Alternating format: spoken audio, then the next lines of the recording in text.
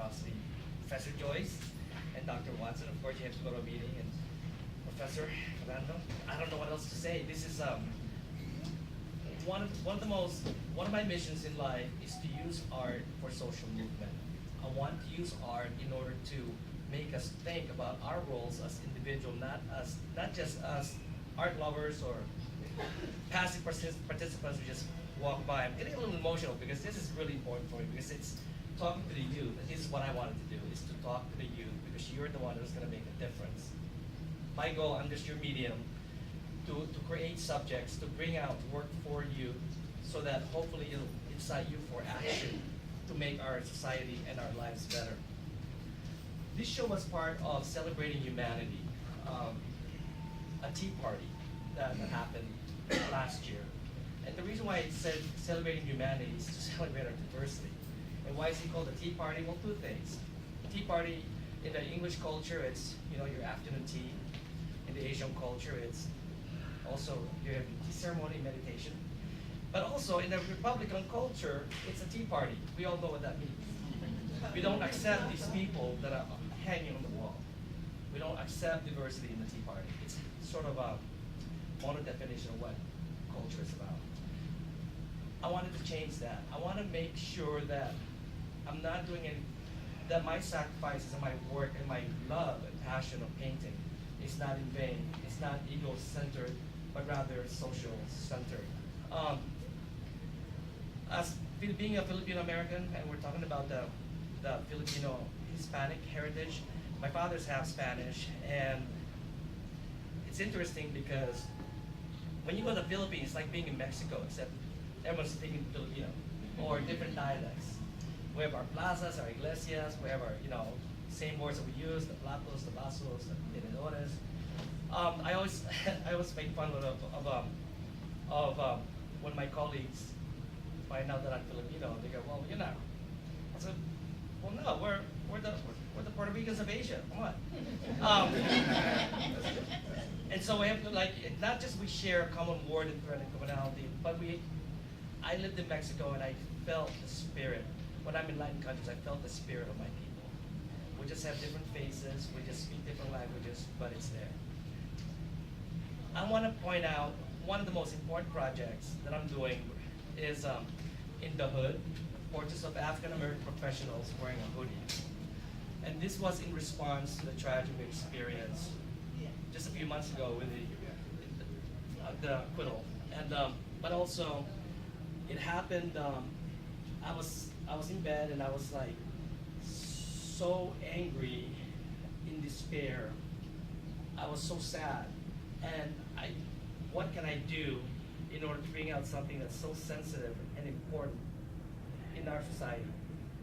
And I talk to God. I'm spiritual, and say, okay, God, help me out here. And then, bang, he goes, in the hood, portraits of African American professionals wearing a hoodie, just like that. And excellent. And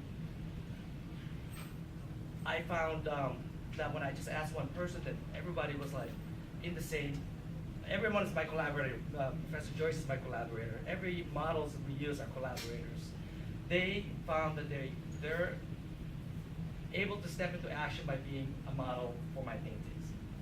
They are pilots, they are doctors, they're professors, they're artists, they're writers, because perception is reality for many people, but it's not. And I want to use the artwork itself to be part of the narrative, part of the dialogue. The next project is going to happen, as I was explaining to one of these lovely people.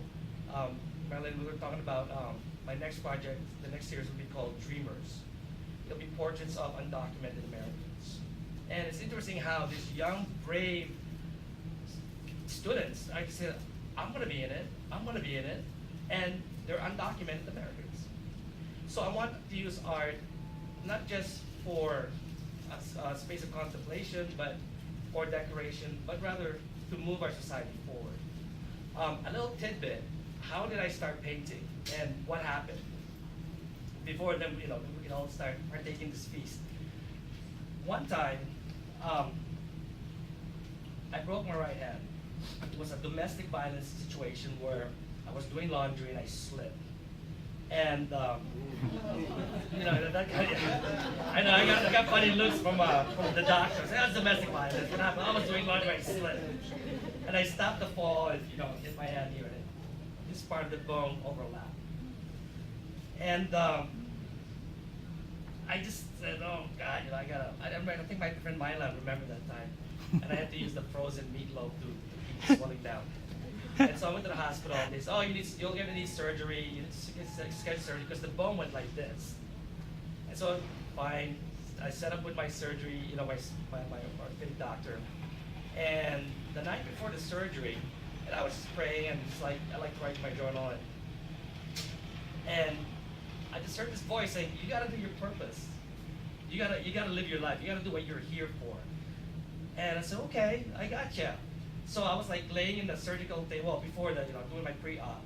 I was just laying down and got the gloves on, the gown on, and the nurse was checking my blood pressure, and then the doctor, okay, let's do a last minute x-ray to see where, how your bones are. Well, the bone healed.